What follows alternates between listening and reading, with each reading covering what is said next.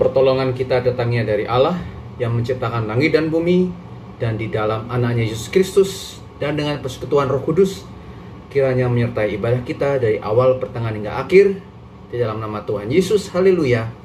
Amin.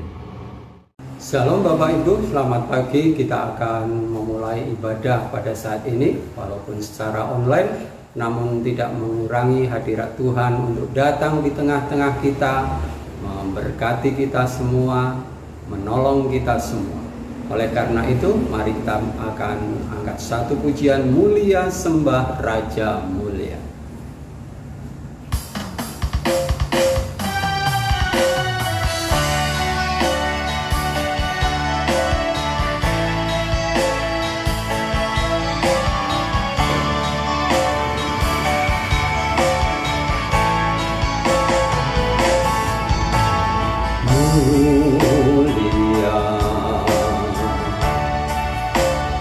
Sembah Raja mulia, bagi Yesus puji, hormat dan kuasa.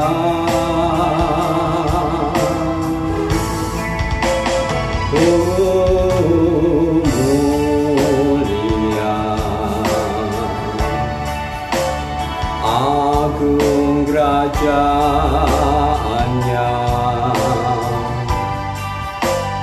dari surga datang untuk segala umatnya. Dipuji, ditinggikan, dipuji, ditinggikan namanya Yesus. Hormat dan muliakanlah Yesus Raja.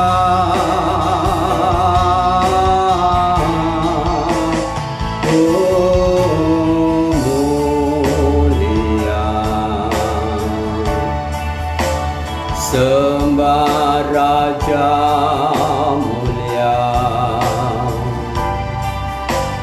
Dia telah mati, dibangkitkan, jadi Raja. Dipuji, ditinggikan, dipuji, ditinggikan namanya Yesus. Hormat dan muliakanlah Yesus Raja.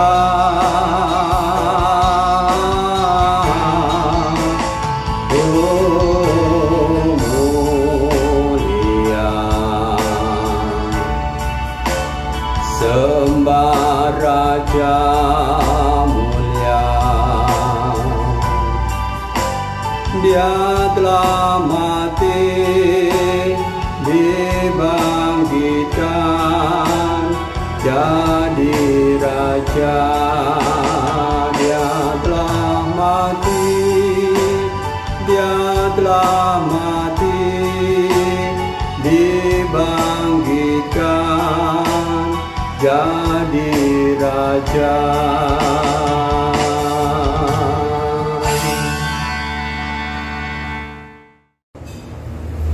Tuhan, kita akan lanjut memuji, memuliakan nama Tuhan. Allah dalam kehidupan kita adalah baik adanya. Setiap saat, setiap waktu, Dia senantiasa baik, dan kebaikan Tuhan itu tidak pernah berubah. Kita akan angkat pujian ini. Allah itu baik, sungguh baik bagiku.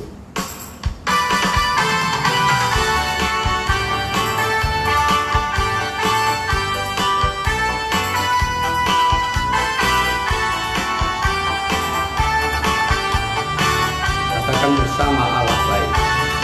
Allah itu baik, sungguh baik bagiku. ditunjukkannya kasih setianya, Dia menyediakan yang ku perlukan, menyatakan kebaikan, menyatakan kebaikan, menyatakan kebaikannya padaku. Kasih setianya tak pernah berubah, dulu, sekarang, dan selamanya. Ajaiblah kuasa dalam namanya, Yesusku luar biasa.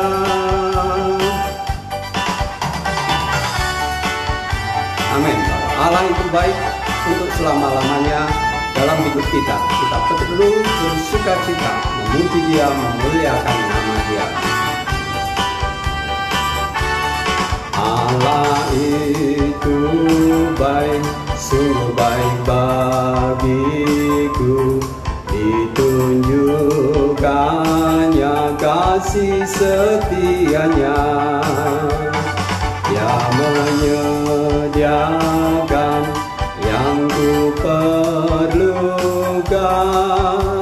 menyatakan kebaikan, menyatakan kebaikan, menyatakan kebaikannya padaku. Kasih setianya tak pernah berubah, dulu, sekarang, dan selamanya. Ajaiblah kuasa dalam namanya, Yesusku luar biasa. Kasih setianya tak pernah berubah, dulu, sekarang, dan selamanya. Ajaiblah kuasa dalam namanya, Yesusku luar biasa. Yesusku luar biasa.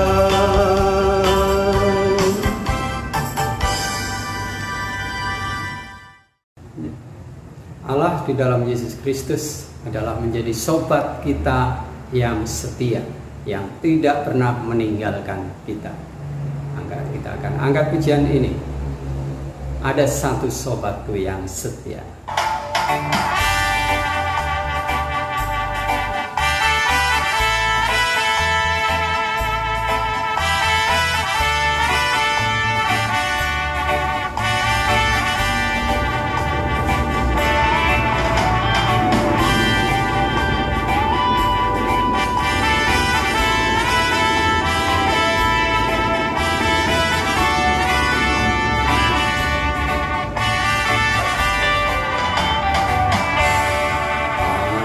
Satu sobatku yang setia, tak pernah dia tinggalkan diriku. Di waktu aku susah, waktu ku sendirian, Dia selalu menemani diriku.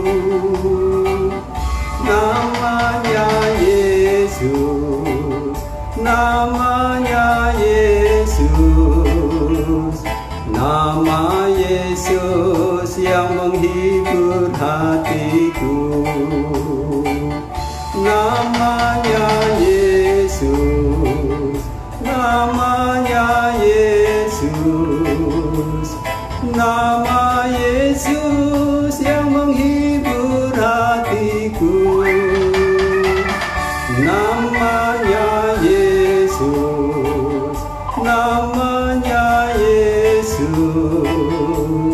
Nama Yesus yang menghibur hatiku.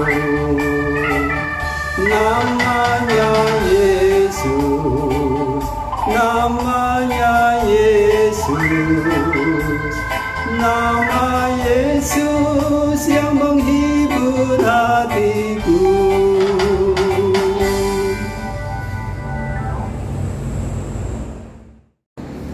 Saudara-saudara yang kekasih di dalam Yesus Kristus, kita akan diberkati melalui kebenaran firman Tuhan.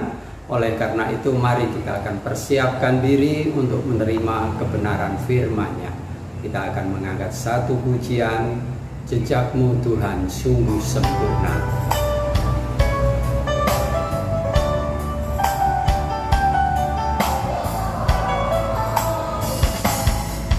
Sering ku tak mengerti jalan-jalan-Mu Tuhan, bagai di belantara yang gelap.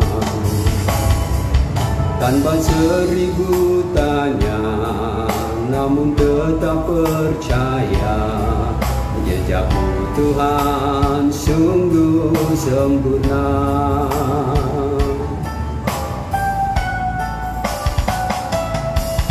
Ajarku memahami semua yang Kau ingini, agar hidupku puaskan hati-Mu. Bagi-Mu aku rela sepenuh hati menghamba, serahkan diri genapi karya-Mu.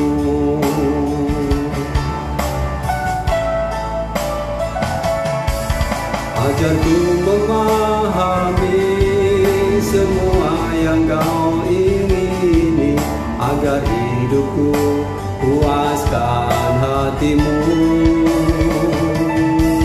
Bagi-Mu aku rela sepenuh hati menghamba, serahkan diri genapi firman-Mu. Serahkan diri genapi firman-Mu.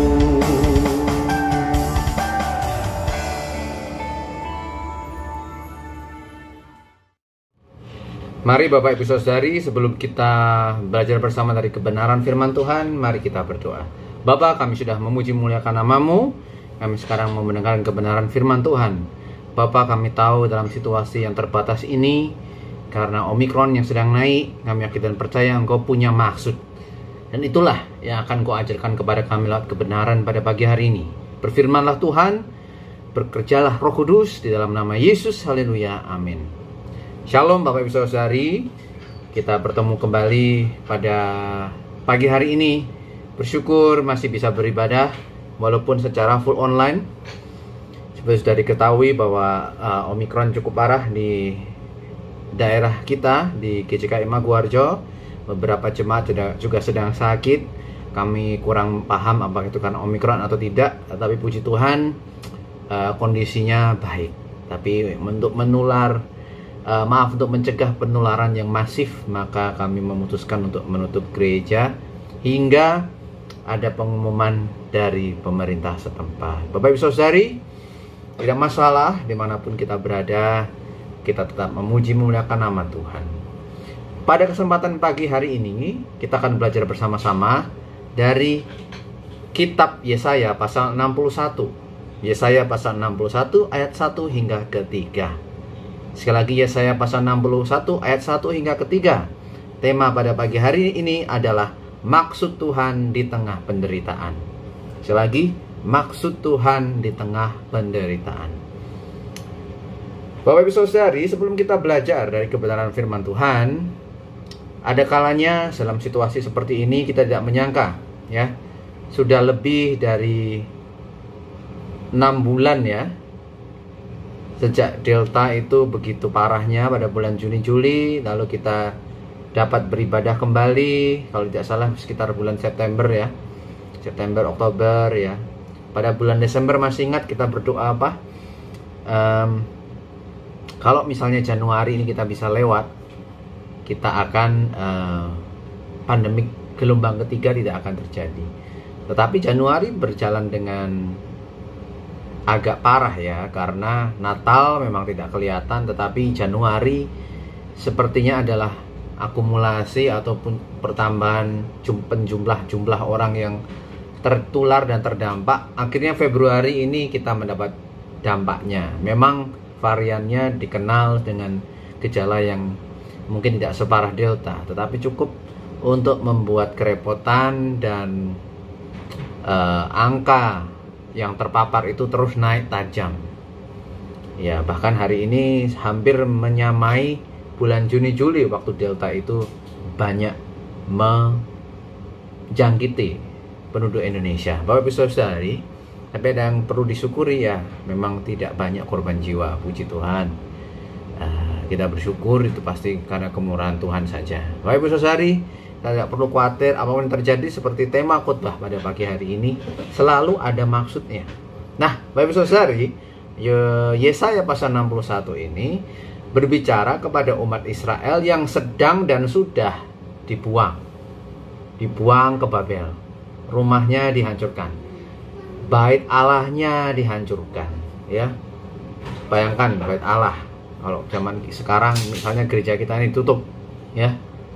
Sekarang aja kita nggak bisa ibadah seperti itu, seperti biasa. Apa yang Anda rasakan? Nah, zaman dulu orang Israel ini dihancurkan, dinding gedung bentengnya itu dihancurkan, bait Allahnya juga dihancurkan. Banyak orang muda dibunuh, dan yang tersisa tinggal orang-orang tua ya, dan orang-orang tertentu yang tidak mengancam. Rajanya dibuang ya ke Babel. Ya, itu adalah yang dialami oleh orang Israel, dan mungkin dialami kita juga di tengah pandemik yang tidak kunjung usai ini sudah 2 tahun lebih ya. Baik saudara, kita lihat ayat pertama. Roh Tuhan Allah ada padaku, oleh karena Tuhan telah mengurapi aku. Ia telah mengutus aku untuk menyampaikan kabar baik kepada orang-orang sengsara dan merawat orang-orang yang remuk hati. Baik saudari, di tengah penderitaan orang Israel pada waktu itu, terutama Yehuda,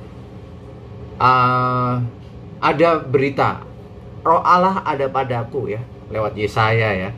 Yesaya kan waktu itu juga mengalami penganiayaan atau perlawanan dari Raja Yehuda dan para petinggi-petingginya yang tidak mau untuk mendengarkan peringatan dari Tuhan. Begitu Bapak Ibu Saudari ya. Dan di sini ya saya tampil lagi, tapi suasananya berbeda, tidak menegur. Ingat, nabi-nabi itu muncul pas kapan? Pada waktu Israel biasanya berdosa, menegur atau menyatakan suatu firman ya, yang Tuhan mau berikan kepada umatnya Israel. Kali ini berbeda Bapak Ibu Saudari. Ini adalah berita kelegaan, berita janji Tuhan. Janjinya apa? Walaupun orang Israel sekarang menderita, mungkin Anda sekarang sedang menderita, mengalami perjuangan, pergumulan tidak kunjung usai, atau Anda doa-doakan tidak datang. Dengarkanlah, ini adalah persis yang dialami Israel pada waktu itu. Dan Yesaya memberitakan kebenaran firman Tuhan. Roh Tuhan Allah ada padaku ya, telah mengurapi aku, mengutus aku untuk menyampaikan kabar baik kepada orang-orang sengsara. Bapak Ibu Saudari, kalau ada orang sengsara, itu harus dikasih apa? Kabar yang baik. Ya. Jangan dikasih kabar yang buruk, atau kita nambah-nambahin stresnya orang. Contoh, saya masih ingat teman saya dulu kuliah ya kan. Dia itu diancam untuk di DO ya, Bapak Ibu Saudari, karena nakal gitu ya. Terus dia stres kan? Dan dia datang kepada saya. Dan waktu saya bilang sama dia, kowe makane rasa nakal, bikin pusing orang tua, bikin orang-orang pada khawatir, seperti itu. Dia bilang apa? Daniel, aku tuh udah pusing, aku tuh udah stres, datang ke kamu tuh supaya aku tenang, malah kamu ikut-ikutin menceramai aku ke 14-11 kali. Dia bilang, kebelasan kali orang nyeramain aku, nyala-nyalain aku terima, kok kamu juga nyala-nyalain aku. Ya, jadi sudah banyak orang negur dia. Nggak usah nambah-nambahin, udah cukup. Aku butuh penghiburan. Wah, saya sadar saya salah Bapak Ibu Saudari ya. Pada waktu itu saya malah menjadi orang yang menunjuk-nunjuk. Dia sudah cukup mendapatkan akibat hukuman dan caci maki dari banyak orang. Saya malah ikut menunjuk-nunjuk tangan. Apakah kita jadi orang seperti itu Bapak Ibu Saudari? Ya, hati-hati. Dan merawat orang-orang yang remuk hatinya. Untuk memberitakan ini dia, pembebasan kepada orang-orang tawanan. Sebagian besar sudah ditawan, bagian besar bahkan sudah mati. Yang tersisa tinggal orang-orang lemah dan bangsawan-bangsawan tertentu. Dan kepada orang-orang yang terkurung kelepasan dari penjara. Mereka masih ditawan Bapak Ibu Saudari, mereka masih di penjara, tapi firman Tuhan lewat Yesaya berkata, nanti ada pembebasan. Ya, nanti ada kelepasan. Memang lu cukup lama, 70 tahun. Tapi berita itu perlu disampaikan.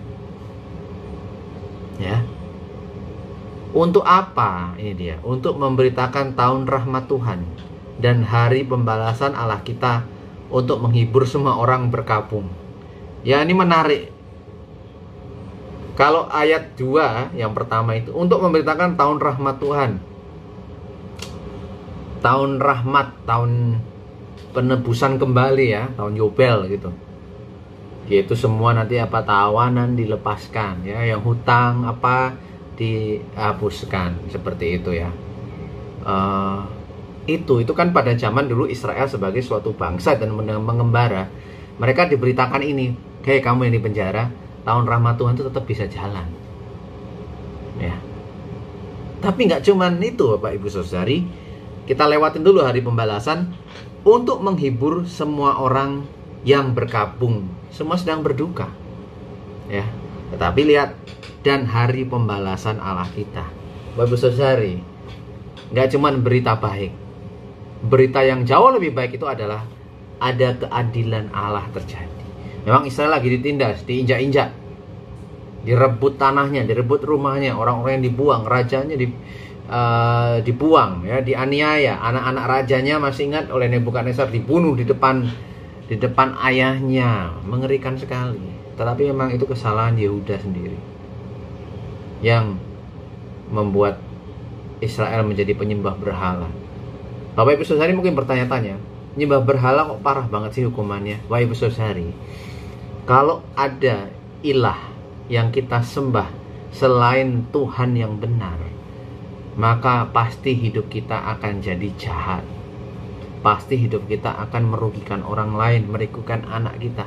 Kalau yang kita sembah bukan Tuhan yang benar, maka diri kita akan menjadi seperti ilah-ilah yang kita sembah itu. Ilah seperti apa toh? Ya ilah Molok misalnya, yang menyerahkan bayi yang masih kecil untuk dibakar. Atau dewa-dewi kesuburan, Astoret, ya, yang ada pelacur-pelacur itu yang berzina di tempat-tempat untuk menyembah dewa-dewi, begitu ya. Seperti itu. Jadi tempat-tempat penyembahan seperti itu membuat mereka menjadi lebih jahat. Nyawa itu tidak berharga lagi. Dan hukumannya itu hukuman yang setimpal kepada mereka. Ketika menyembah Tuhan Allah, Yahweh Allah Israel, dan menyembah dewa-dewi lain, dewa-dewi palsu, otomatis akan jadi kejam dan jahat. Tidak ada lagi takut Tuhan. Gosip, perzinahan, pencurian, pembunuhan dianggap biasa saja. Zaman sekarang yang kita sembah apa? Uang, kedudukan, harta. Ya kita akan tetap berdosa seperti itu ya, biasa-biasa saja.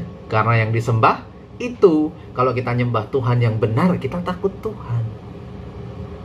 Dan hukumnya kita akan menghidupi hukum-hukum itu.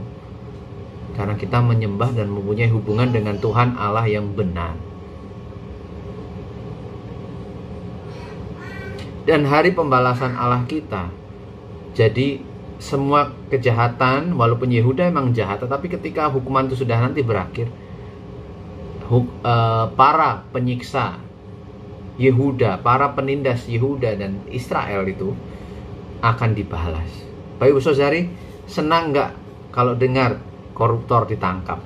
Senang nggak kalau dengar seseorang yang sudah menyembunyikan kejahatannya akhirnya ditangkap, dihukum? Senang bukan syukur-syukur gitu, bukan. Senang karena Tuhan yang adil menyatakan keadilan dan kebenarannya. Kita bersuka cita. Walaupun kita juga senang ketika ada orang yang jahat bertobat dan kita mengampuni, kita mengasihi kembali. Tapi ada orang-orang fasik yang terus-menerus melakukan kejahatan, kita bersyukur karena penindasan itu berakhir dan Tuhan membalaskan. Makanya bersuka cita.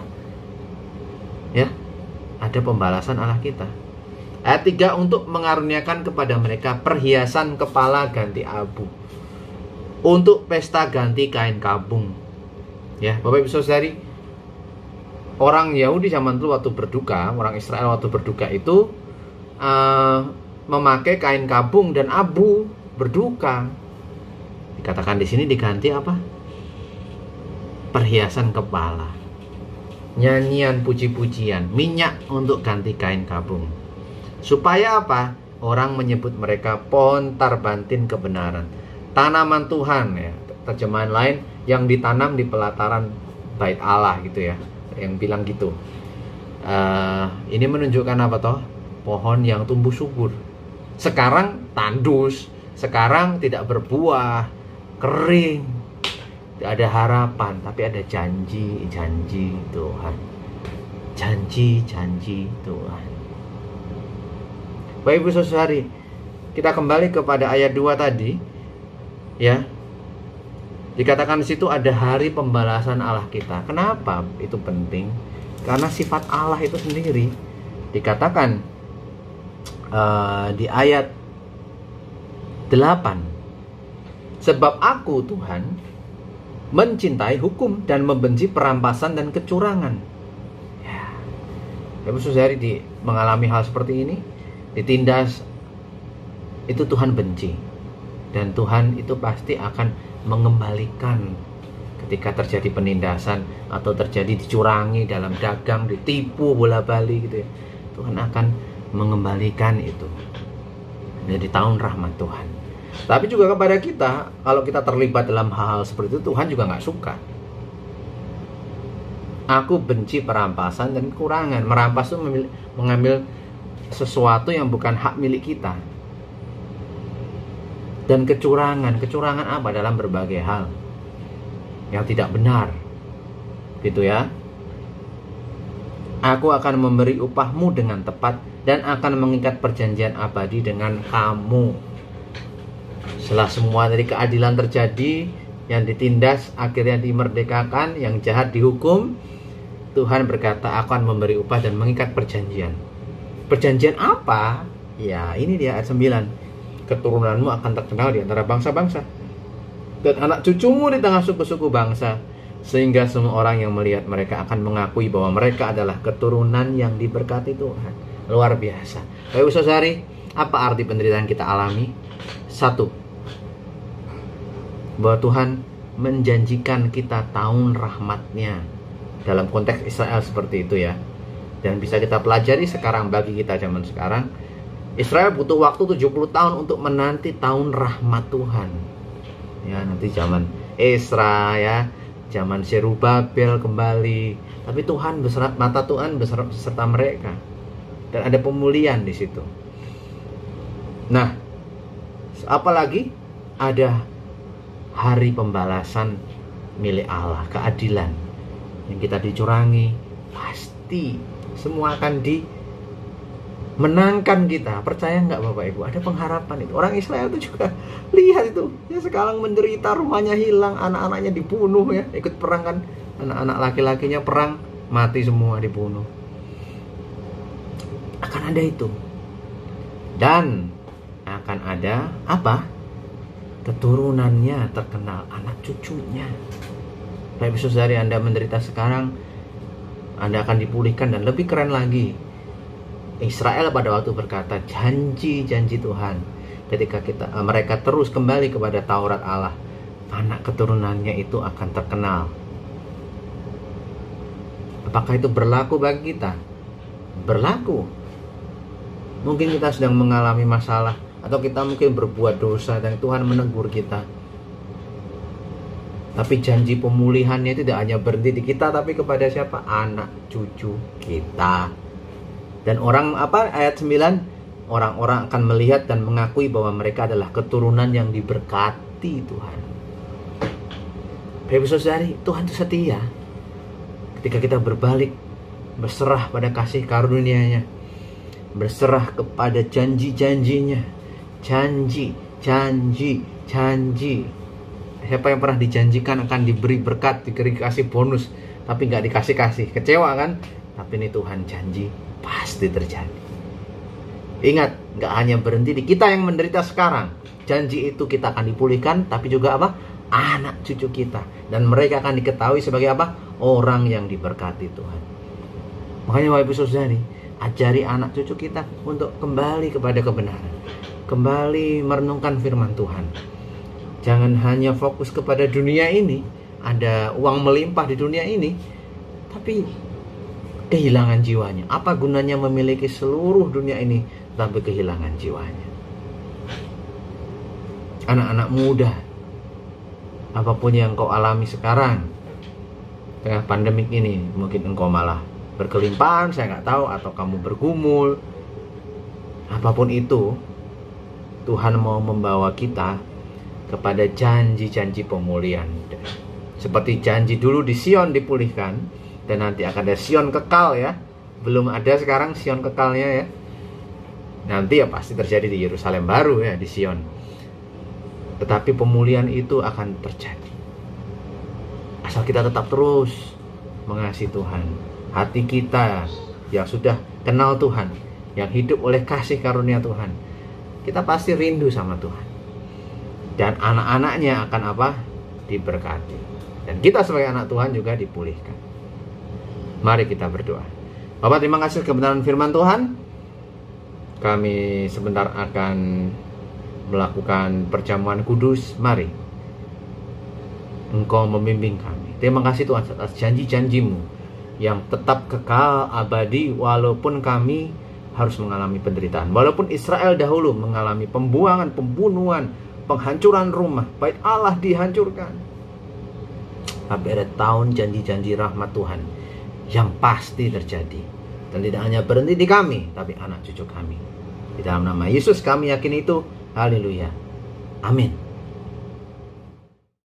Kita akan mempersiapkan diri untuk kita menerima perjamuan kudus. Oleh karena itu, mari kita akan angkat pujian salibnya, salibnya selama mulia.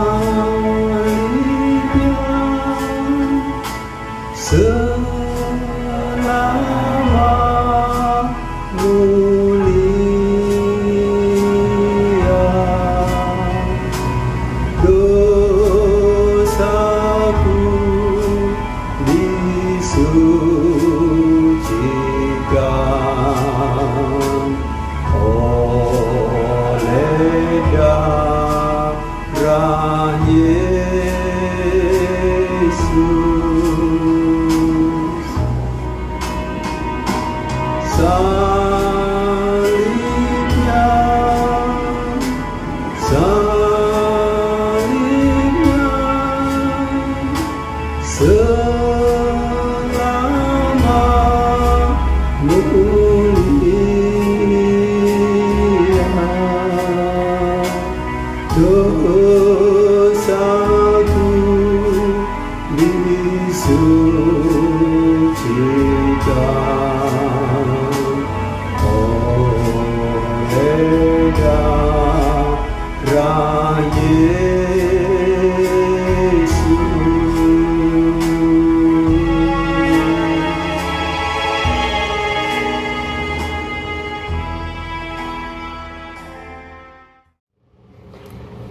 Bapak Ibu Saudari, kita akan ambil bagian dalam perjamuan Tuhan. Mari kita siapkan hati dan pikiran kita untuk mengenang kematian Tuhan kita, Yesus Kristus, yang mati bagi kita yang tidak layak. Ini ada orang rela mati untuk kita, itu jarang, tetapi Tuhan Yesus mati bagi kita karena kasih yang begitu besar kepada kita. Mari Bapak Ibu Saudari, kita akan berdoa. Bapak, kami sudah mendengar kebenaran firman Tuhan. Kami sekarang akan ikut ambil bagian dalam perjamuan Tuhan. Tuhan, ampuni kami. Kami sebagai anak-Mu sudah ditebus, tapi kadang kami masih melakukan hal-hal yang tidak berkenan. Tuhan, sucikan kami. Kami anak-Mu, selamanya dalam kasih karunia kuasa Roh Kudus yang dimateraikan dalam hati kami, dan hidup oleh iman kami dibenarkan. Pulihkan kami Tuhan. Bapak Saudari, saya mengundang Anda untuk saat teduh mengingat sepanjang hari ini. Kalau Anda sekarang beribadah bersama anak, suami, istri, apakah Anda melakukan hal yang tidak berkenan kepada Tuhan terhadap mereka? Atau melakukan hal yang tersembunyi? Bawa itu kepada Tuhan. Jangan malu, jangan takut.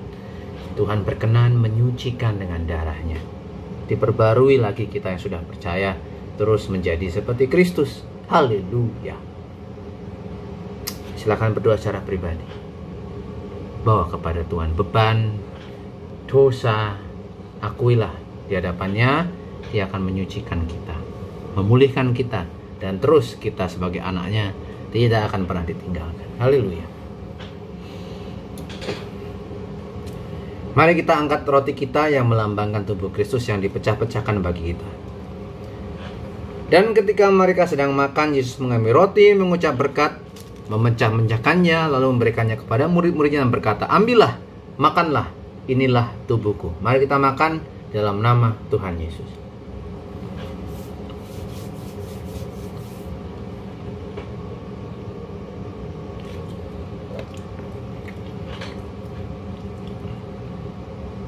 Mari kita ambil cawan kita yang berisi anggur yang melambangkan darah Tuhan Yesus, darah anak domba Allah yang dicurahkan untuk mengampuni dosa kita. Haleluya. Kita dengarkan firman Tuhan. Sudah itu ia mengambil cawan, mengucap syukur dan memberikannya kepada mereka dan berkata, minumlah kamu semua dari cawan ini, sebab inilah darahku, darah perjanjian yang ditumpahkan bagi banyak orang untuk pengampunan dosa. Mari kita minum bersama dalam nama Tuhan Yesus. Haleluya. Terima kasih Tuhan. Terima kasih. Kami anak-Mu, saya tebus dan selama-lamanya oleh materai Roh Kudus menjadi anak-Mu. Haleluya. Haleluya. Amin. Kita akan mendengarkan pengumuman dari Saudara Theo, dan nanti saya akan mengakhiri dengan doa berkat. Tuhan Yesus memberkati kita.